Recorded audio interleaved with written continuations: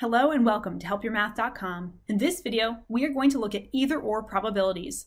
We'll look at some vocabulary and also some examples. Starting with, what is an either/or probability? Suppose we want to know the probability that either of two events occurs, rather than the probability that both events occur. So that was the last video where we looked at them both occurring. In this case, we are looking for an either/or probability, such as the probability of rolling a sum of 2 or 8 on two 6-sided dice. With this type of probability, the either/or probabilities, there are two cases to consider: overlapping and non-overlapping events. We're going to start with non-overlapping events. We say that two events that cannot occur together are non-overlapping events, or we might call them mutually exclusive events. The example from the previous slide, rolling two dice and the sum being a 2 or an 8, these would be mutually exclusive events. They cannot occur at the same time. You can't roll two dice and the sum of the two dice is 2 and it's also 8, right? That doesn't make any sense. So we would say that rolling two dice and the sum of the dice being 2 or 8, those are mutually exclusive events. We can calculate the probability of mutually exclusive events with the following rule.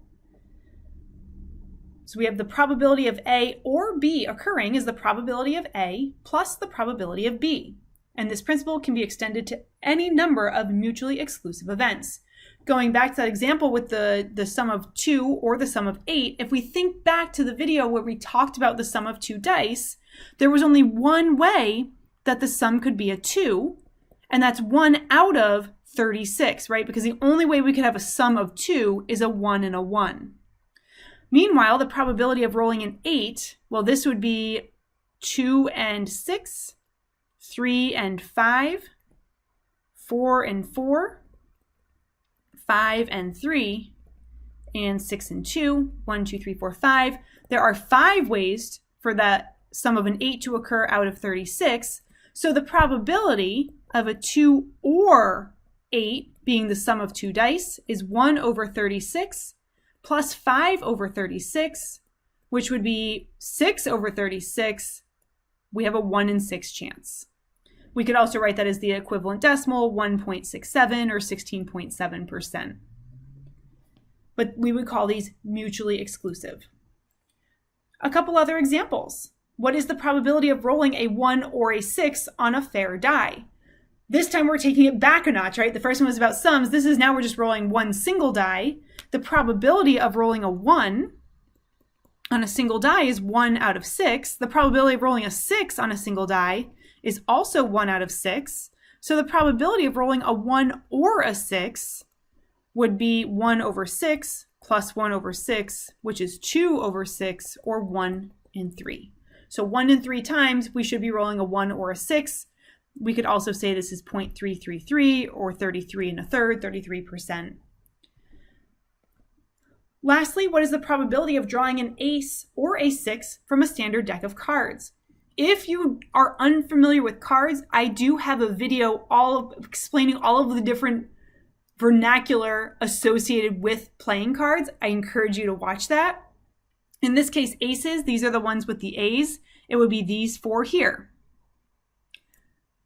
And the 6s are the cards over here. So there's no overlap, right? I just circled all the possibilities of the aces, all the possibilities of the 6s. There's no overlap. So we would say these are mutually exclusive events. The probability of drawing an ace would be there's 4 of them, and there are 52 playing cards in all, so 4 out of 52. The probability that we select a 6 from a playing card, there are 4 6s out of the 52 cards. So the probability of getting an ace or a 6, we could add these up. You'll notice I didn't simplify. I'll simplify when I finish this question. We have 4 over 52 plus 4 over 52. We get 8 over 52. These are both divisible by 4. That would be 2 out of 13. If you like your decimals, 2 out of 13 is about 0.154. 0.154. So 2 in 13 chance that you would select an ace or a 6 from a standard deck of cards. And just one more example with mutually exclusive events. What is the probability of drawing a face card or a 3 from a standard deck of cards?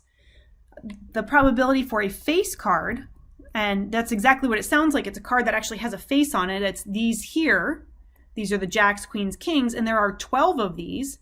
That would be 12 out of 52. So the probability of a face card, 12 out of 52. The probability of a 3, these are the 4 threes. Probability of a 3 is 4 out of 52. No overlap here, right? There's no faces on 3s.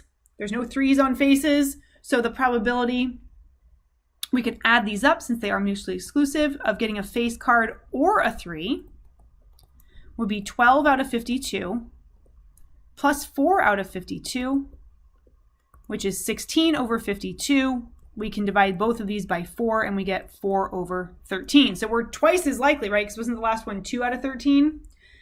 And if we're twice as likely, we could convert to a decimal and say it's a 30% chance. Slightly more than a 30% chance. So 3 in 10 times, we should draw either a 3 or a face card. All right, now let's get to the more interesting stuff. Overlapping events. Suppose we want to know the probability that either of two events occurs, but they have outcomes in common. Then we would use this formula to calculate the either or probability. It would be the probability of A or B. We still add up those probabilities, but we have to subtract out the overlap.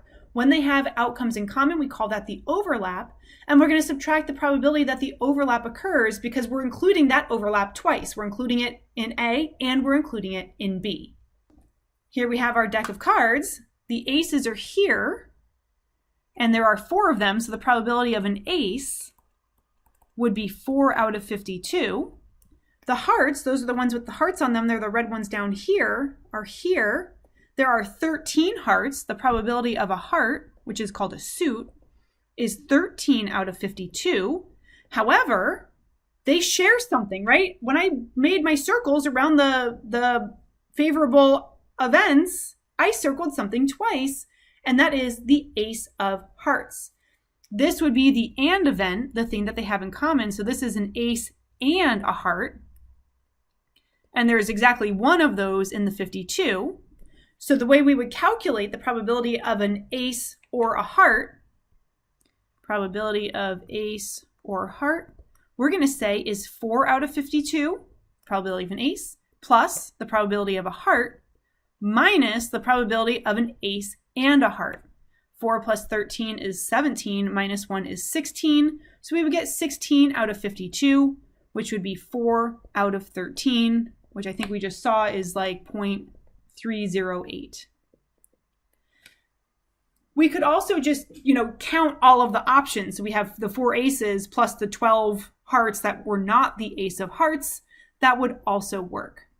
This formula for overlapping events, I'm going to go back to it for a minute, would also work for non-overlapping events because the probability of A and B is 0, so we would just be subtracting nothing. So if you like this and you want to do this one every time, fine, you can use this for the mutually exclusive events. It's just the probability of mutually exclusive events happening together is 0. Other examples of overlapping events: what is the probability of the sum of 2 dice being even or being a perfect square?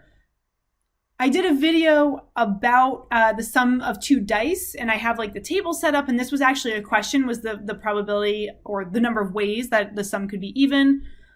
There are 36 outcomes here for the sum of 2 dice. There are 36. Half of them are even and half are odd. So this would be 18. The probability of it being even is 18 out of 36. You can check your notes on that, but that should be correct. Then the probability of a perfect square, so the sum being a perfect square, the perfect squares are 1, which we can't get, 4, 9, 16 is too big. How many ways could we get 4? That would be 1 plus 3, 2 plus 2, and 3 plus 1. And the ways we could get 9 are 3 plus 6, 4 plus 5, 5 plus 4, and 6 plus 3. So this one we have 3, 7 total. The probability of a perfect square would be 7 out of 36. But do we have an even perfect square? We do, the 4, right? So the 4, the probability of rolling the sum to be a 4 is 3 out of 36. That's what we have to consider because the 4 is both even and a perfect square. That is the overlap. The probability of a 4 is 3 out of 36. That's what would get subtracted because this is the overlap. And now if we want to know the probability of either of these events occurring, so this is probability of even or perfect square, would be probability of even is 18 out of 36, plus the probability of a perfect square is 7 out of 36. Good thing I didn't simplify that, 18 out of 36, minus the overlap, the even perfect square. We could get a 4 in 3 ways, minus 3 out of 36. 18 plus 7 is 25, minus 3 is 22. So we would get 22 out of 36, which is 11 out of 18. So a little bit more than half, right? A little bit more than half of the time. I get 0.611 when I put this in my calculator as the equivalent decimal, but that's what I'm getting is the probability. If we roll 2 dice, the sum will either be even or a perfect square, or both. In our last example, 4 U.S. states begin with the letter A: Alabama, Alaska, Arizona, and Arkansas. 20 states end with the letter A. There they all are in case you don't believe me. I'm not going to read them all. What is the probability, if a state is chosen at random, that it begins or ends with the letter A? All right, so starting with beginning with the letter A, probability of A first, we'll say, well, I told you it was 4, right? No, 4, yeah, 4. 4. So we would say 4 out of, and there are a total of 50 U.S. states right now in 2024. There are 50 U.S. states. The probability of us selecting a state at random, and it's starting with the letter A, is 4 out of 50. The probability that it ends with the letter A is 20 out of 50. And now what we have to do is we have to figure out, is there any overlap? Oh yeah, because Alabama. And now we need to figure out, is there any overlap? Yes, Alabama starts and ends with the letter A. Alaska starts and ends with the letter A. Arizona starts and ends with the letter A. So the overlap, this is begins and ends with A, is 3 out of 50. So our final probability here, the probability of A, I'm just going to say A or A because I'm tired of writing this. A or A, probability of A first is 4 out of 50. Plus the probability of ending in A is 20 out of 50, minus the overlap, the 3 states that both start and end with the letter A, is 3 out of 50. 4 plus 20 is 24, minus 3 is 21 out of 50. We get 21 out of 50. If we were to convert that to a decimal, it'd be 0.42. So just shy of half, just a little bit less than half begin or end with the letter A. These have been some examples of non-overlapping, also called mutually exclusive, and overlapping events in calculating the probabilities when we see either one. Thank you for stopping by.